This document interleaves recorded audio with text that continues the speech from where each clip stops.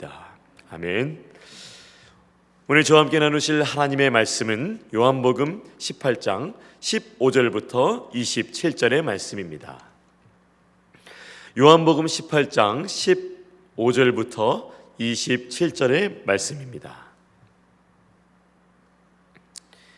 우리 교독하는 순서로 읽고 마지막 27절은 함께 읽도록 하겠습니다.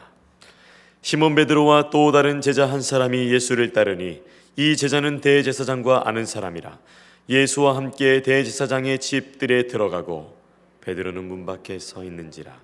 대제사장을 아는 그 다른 제자가 나가서 문 지키는 여자에게 말하여 베드로를 데리고 들어오니 문 지키는 여종이 베드로에게 말하되 너도 이 사람의 제자 중 하나가 아니냐 하니 그가 말하되 나는 아니라 하고 그때가 추운 고로 종과 아랫사람들이 불을 피우고 서서 쬐니 베드로도 함께 서서 쬐더라. 대제사장이 예수에게 그의 제자들과 그의 교훈에 대하여 물으니 예수께서 대답하시되 내가 드러내놓고 세상에 말하였노라. 모든 유대인들이 모이는 회당과 성전에서 항상 가르쳤고 은밀하게는 아무것도 말하지 아니하였거늘 어찌하여 내게 묻느냐. 내가 무슨 말을 하였는지 들은 자들에게 물어보라. 그들이 내가 하던 말을 아느니라. 이 말씀을 하심에 곁에 섰던 아랫사람 하나가 손으로 예수를 쳐 이르되 내가 대제사장에게 이같이 대답하느냐 하니 예수께서 대답하시되 내가 말을 잘못하였으면 그 잘못한 것을 증언하라. 바른 말을 하였으면 내가 어찌하여 나를 치느냐 하시더라. 안나스가 예수를 결박한 그대로 대제사장 가야바에게 보내니라. 시몬 베드로가 서서 불을 쬐더니 사람들이 묻되 너도 그 제자 중 하나가 아니냐. 베드로가 부인하여 이르되 나는 아니라 하니 대제사장의 종 하나는 베드로에게 귀를 잘린 사람의 친척이라. 이르되 내가 그 사람과 함께 동산에 있는 것을 내가 보지 아니하였느냐. 다 함께 이에 베드로가 또 부인하니 곧 닭이 울더라. 아멘. 오늘 말씀의 제목 예수님은 누구신가? 라는 제목으로 함께 은혜 나누기를 원합니다. 오늘 주시는 말씀 속에서 예수님이 누구신지 다시 한번 기억하며 그리고 또한 오늘 하루를 살아가는 힘과 소망이 되시기를 간절히 축복합니다. 예수님이 제자들과 함께 겟세마네 동산에 계셨습니다. 그때 유다가 군대를 이끌고 예수님이 계신 곳으로 왔습니다. 예수님을 결박했습니다. 그리고 예수님께서는 안나스 앞에 서셨습니다. 날씨가 추웠습니다. 입김이 나왔습니다. 예수님은 몸도 추웠지만 마음도 추웠습니다. 많은 제자들은 도망갔고 또 이 앞에서는 예수님이 말씀하신 대로 베드로의 배반이 기다리고 있었기 때문입니다. 그리고 여전히 예수님을 하나님의 아들로 알아듣지 못하고 사랑으로 오신 그 예수님을 심판하려 하는 그 사람들이 예수님의 몸과 또한 마음을 더 춥게 만들었습니다. 예수님은 주님의 백성들을 위해서 이 자리를 마다하지 않으시고 십자가의 죽음 앞으로 점점 다가가고 계십니다. 오늘 본문에서는 대조가 되는 두 인물이 나오게 됩니다. 바로 예수님과 베드로입니다. 두 인물을 통하여서 우리 예수님과 베드로를 통해서 오늘 우리에게 주시는 하나님의 음성을 또한 귀히 듣는 시간이 되기를 원합니다. 우리는 첫 번째 아침 묵상을 통해서 예수님이 어떤 분이신지 정말 중요한 사실을 깨닫게 됩니다. 바로 예수님은 우리를 살리시기 위해서 대답하셨다는 것입니다. 예수님은 우리를 살리시기 위한 선택을 하신 것입니다. 군대와 천부장 유대인의 아랫사람들이 예수님을 결박했습니다. 그리고 전 대제사장인 안나스에게로 데려갔습니다. 이 안나스라는 사람은 지금 대제사장이 아니고 방금 말씀드렸듯이 전 대제사장입니다. 근데 왜 안나스 앞에 사람들이 데려갔을까요? 아직 대제사장이 가야바가 있는데 말입니다. 왜냐하면 이 안나스는 주후 6년에 대제사장으로 임명되었었는데요, 빌라도의 전임 그라투스에 의해서 주후 15년에 짧은 기간에 대제사장직을 하다가 해임이 되었습니다. 그러나 그 이후에도 영향력이 막강했는데요, 왜냐하면 실제로 그의 사위 가야바 그리고 5 아들이 대제사장직을 돌아가서 맡았기 때문에 이 안나스는 전 대제사장이었어도 아직까지 영향력이 굉장히 막강했습니다. 그리고 자신들의 나라를 위한 대제사장으로 세운 이 안나스를 이 이스라엘 사람도 이렇게 해임됐던 것을 못마땅하게 여겼습니다. 그래서 해임이 되어서 전 대제사장이 되었지만 지금도 여전히 영향력이 있고 지금도 사위가 대제사장이기 때문에 그의 영향력을 나타내는 자리라고 볼 수 있습니다. 그래서 안나스를 대제사장 가문의 수장으로 인식했기 때문에 안나스에게 먼저 데려간 것입니다. 그리고 이 안나스에게 데려간 후에 다시 대제사장 가야바에게로 데려갑니다. 가야바 앞에 예수님이 서셨습니다. 예수님을 신문하기 시작합니다. 그런데 이 신문 과정은 굉장히 불법적입니다. 예수님은 불리한 상황에 처해 계신 것입니다. 먼저 대제사장 가야바가 저지른 불법을 제가 읽어드리겠습니다. 19절부터 21절 말씀입니다. 대제사장이 예수에게 그의 제자들과 그의 교훈에 대하여 물으니 예수께서 대답하시되 내가 드러내놓고 세상에 말하였노라. 모든 유대인들이 모이는 회당과 성전에서 항상 가르쳤고 은밀하게는 아무것도 말하지 아니하였거늘 어찌하여 내게 묻느냐. 내가 무슨 말을 하였는지 들은 자들에게 물어보라. 그들이 내가 하던 말을 아느니라. 대제사장은 예수님이 제자들에게 들려주었던 어떤 은밀한 가르침을 적발하려는 의도를 갖고 있습니다. 왜냐하면 만약 대제사장이 증거를 원했다면 증인들에게서 찾아야 하고 또한 증인들을 소환해야 적법한 절차였는데 그렇지 않으면서도 예수님을 심판하기 위해서는 증인들을 부르지 않고 직접 아주 쉬운 방법으로 불법적인 방법으로 예수님에게 묻고 있는 것입니다. 또한 그 하속이 예수님께 한 일도 불법입니다. 22절 방금 읽었던 절 그 다음 절인데요. 이 말씀을 하심에 곁에 섰던 아랫사람 하나가 손으로 예수를 쳐 이르되 내가 대제사장에게 이같이 대답하느냐 하니, 이 신문은 이미 공정한 재판 과정을 무시하고 있습니다. 그럼에도 불구하고 예수님은 고통을 모면하려고 말씀하지 않으십니다. 지금 이 사람 대제사장이 무엇을 물었나요? 제자들에 대해서 물었습니다. 근데 지금 이 자리에는 그 예수님의 제자 2명이 와 있습니다. 저들에게 물어보시오. 저쪽에 있어. 라고 예수님은 그렇게 제자들을 고발하지 않으시고 그저 자신이 대답해야 될 진실을 말씀하시고 우리를 위한 십자가의 길에 대한 더 가까이 가기 위한 대답을 하셨습니다. 그리고 뺨을 맞으셨습니다. 고통을 모면하시려고 거짓으로 대답하지 않으시고 진실로 대답하셨습니다. 왜 진실로 대답하셨을까요? 진실을 말씀하셔야 십자가의 길로 가고 예수님이 죽으셔야 온 인류가 구원을 얻기 때문에 예수님은 진실로 대답하셨던 것입니다. 예수님이 죽으셔야 우리가 살기 때문에 예수님은 그렇게 대답하신 것입니다. 맞습니다. 예수님은 우리를 살리기 위해서 대답하고 계셨던 것입니다. 예수님은 대제사장도 알고 있는 대로 진실하게 대답하셨습니다. 이렇게 대답하면 십자가로 직행인데 십자가로 갈 대답을 하십니다. 이 대답은 우리를 위한 대답입니다. 우리를 위해 십자가로 갈 대답입니다. 이 순환절에 기억해야 될 예수님은 어떤 분인가요? 그 예수님은 여러분을 위해서 진실로 대답하시는 분이십니다. 여러분을 위해서 그 길을 묵묵히 가시는 분이십니다. 여러분을 위해서 그 십자가의 길을 가시는 그 사랑의 하나님이십니다. 예수님은 2000년 전뿐만 아니라 지금도 그분의 모든 백성들을 그 누구보다 생각하십니다. 예수님이 그 누구보다 여러분을 사랑하신다는 것을 기억하는 이 고난주간의 귀한 아침이 되시기를 주님의 이름으로 축복합니다. 예수님은 바로 여러분을 그리고 나를 살리시기 위해서 대답하셨습니다. 그런데 베드로의 모습은 어땠을까요? 반대되는 모습을 보여줍니다. 저는 2번째 아침 묵상으로 이것을 묵상하게 되었습니다. 베드로는 자신이 살기 위해 대답했습니다. 첫 번째 아침 묵상은 예수님은 우리를 살리기 위해 대답했습니다 였는데, 두 번째는 베드로는 자신이 살기 위해 대답을 했습니다. 바로 내가 살기 위해서 선택을 한 대답입니다. 베드로의 모습을 보고 있자면 연약한 인간의 모습이 드러납니다. 예수님은 죽음 앞에 진실된 대화를 하시지만 베드로는 죽음 앞에 거짓된 대화를 하고 있습니다. 예수님을 모른다는 것입니다. 내가 아는 그 사람이 아니라고 하는 것입니다. 나는 그분의 제자가 아니라는 것입니다.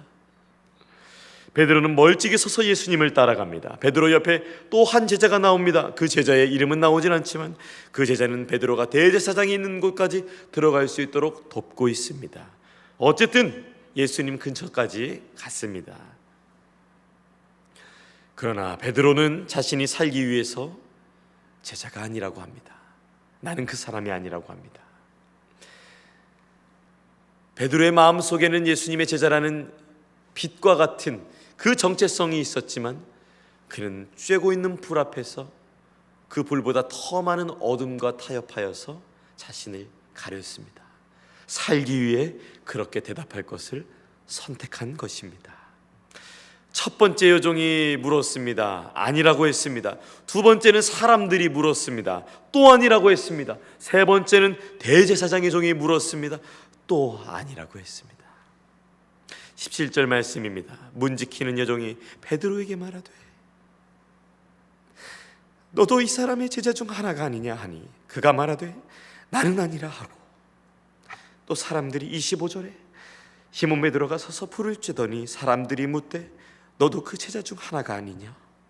베드로가 부인하여 이르되 나는 아니라 하니. 죽음 앞에 베드로가 거짓으로 대답하는 것을 볼 수 있습니다.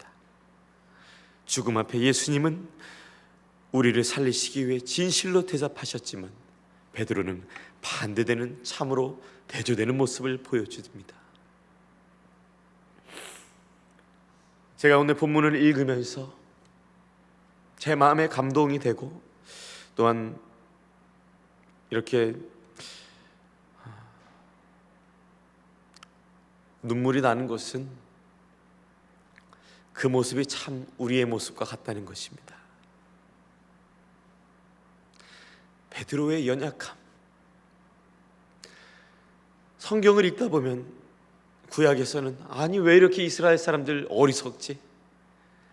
그렇게 답답하게 보일 때가 있는데 하나님이 은혜를 주시면 그 모습이 우리의 모습으로 보이고, 제자들은 또한 얼마나 답답한지, 나 같으면 예수님이 3년 반 동안 이렇게 함께 계시면 이 정도는 아니겠다 싶지만 어느새 하나님께서 성령을 통해서 그 뜻을 조명하여 주셔서 이것이 너의 모습이 아니니라고 할 때, 그리고 오늘 본문을 통해서 예수님의 사랑을 얼마나 듬뿍 받았으며 예수님의 말씀을 그 누구보다도 함께 알았던 그 베드로의 모습, 그리고 자신의 생명을 또한 지키려고 예수님은 우리를 위해 선택하셨는데 나는 나를 위한 선택에 여전히 살아가는 우리의 모습이 오늘 본문을 통해서 저는 깨달아지게 되었습니다. 영원한 생명을 얻은 우리가 일시적인 생명을 의지하고 있다는 것을 알게 되었습니다. 바로 오늘 본문의 베드로처럼 말입니다. 영원한 생명을 얻은 우리가 잠시 사는 세상의 안전을 의지하고 있습니다. 우리는 일시적인 삶을 위해 안정을 누리는 것을 주의해야 할 것입니다. 나의 집, 내 통장의 잔액, 내 보험, 이 모든 것 중요합니다. 그러나 더 중요한 것이 있습니다. 이 모든 것은 나를 위한 것 같지만, 내가 의지할 것처럼 보이지만 여러분 아시잖아요. 바람과 같은 것입니다. 우크라이나 전쟁을 통해서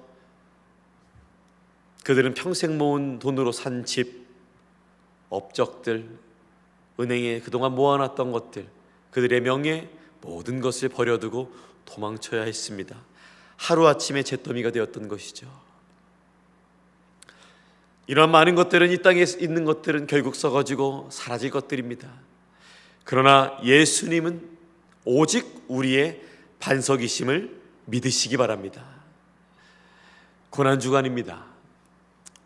우리를 위한 선택으로, 나 자신만을 위한 선택으로 주님의 마음을 아프게 했던 우리의 죄를 깊이 묵상하고 회개하는 주간이 되기를 소망합니다.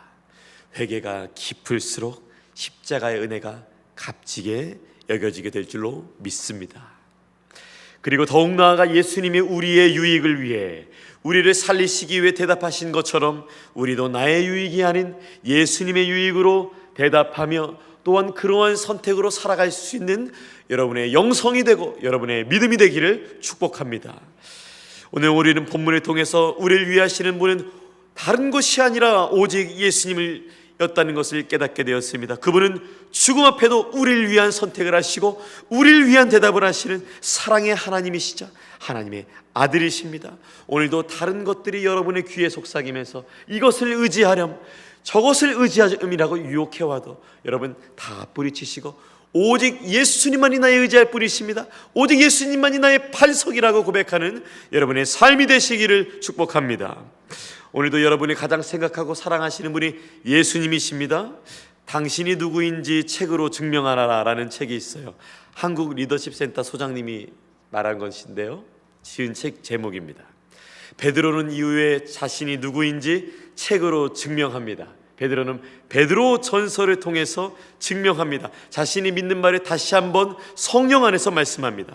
베드로는 2000년 전 그날 밤 자신이 살기 위해 거짓 대답을 했습니다. 그러나 그는 성령에 임하신 후에 달라졌습니다. 참 소망은 예수 그리스도라는 사실을 오늘날에 살아가는 우리들에게 힘있게 증거하고 있습니다. 베드로전서 1장 3절에서 4절 말씀 제가 읽어드립니다. 우리 주 예수 그리스도의 아버지 하나님을 찬송하리로다. 그의 많으신 긍휼대로 예수 그리스도를 죽은 자 가운데서 부활하게 하심으로 말미암아 우리를 거듭나게 하사 산 소망이 있게 하시며 썩지 않고 더럽지 않고 쇠하지 아니하는 유업을 잊게 하시나니 곧 너희를 위하여 하늘에 간직하신 것이라. 아멘. 우리는 예수님은 우리를 위해서 자신의 생명을 주셨고 우리는 영원한 생명을 얻게 되었습니다. 오늘 말씀의 제목, 예수님은 누구신가? 예수님은 반석이십니다. 예수님만이 우리의 반석이 되십니다. 그 예수님이 여러분과 오늘도 함께 하십니다. 그 예수님 안에서 오늘 하루 믿음 안에서 당당하게 담대하게 충만하게 살아가는 여러분의 삶이 되시기를 우리 주 예수님의 이름으로 축원합니다. 기도하겠습니다. 주님, 그 추운 날 우리를 위해서 그 모진 선택을 하시고 그 모진 고난을 당하신 주님의 그 크신 사랑을 찬양합니다.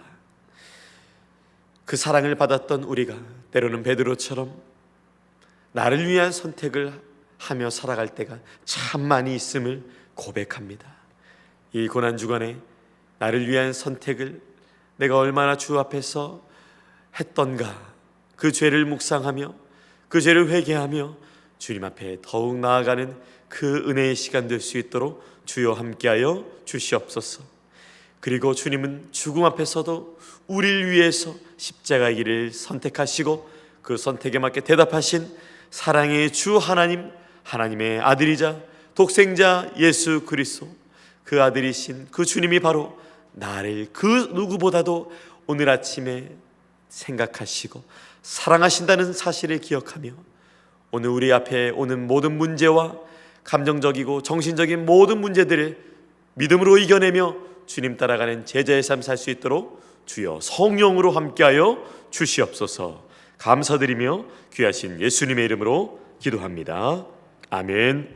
하늘에 계신 우리 아버지여, 이름이 거룩히 여김을 받으시오며 나라가 임하시오며 뜻이 하늘에서 이루어진 것 같이 땅에서도 이루어지이다. 오늘 우리에게 일용할 양식을 주시옵고 우리가 우리에게 죄 지은 자를 사하여 준 것 같이 우리 죄를 사하여 주시옵고 우리를 시험에 들게 하지 마시옵고 다만 악에서 구하시옵소서. 나라와 권세와 영광이 아버지께 영원히 있사옵나이다. 아멘. 각자의 기도의 제목으로